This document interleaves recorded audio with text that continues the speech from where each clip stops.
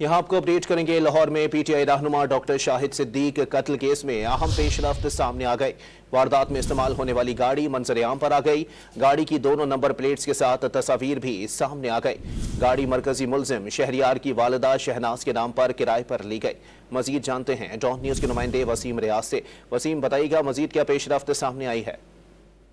जी देखें, बिल्कुल पुलिस जराये के मुताबिक गाड़ी जो है वो मंजर यहाँ पर आ गई और पुलिस इस गाड़ी को अपनी तहवील में जो है वो ले लिया है। तफ्तीश के मुताबिक गाड़ी की 2 नंबर प्लेट्स के साथ जो है वो तस्वीरें भी सामने आई हैं और लाहौर वकूवे के वक्त गाड़ी को जाली नंबर प्लेट AHC 798 जो है वो लगाया गया। लाहौर से जैसे ही निकली उसके बाद मुलजिमान ने गाड़ी को असल नंबर प्लेट AAF 450 जो है वो लगा दी। मरकजी मुलजिम शहरियार के वालिद शहनाज की वालदा के नाम पर यह गाड़ी जो है वो किराए पर ली गई।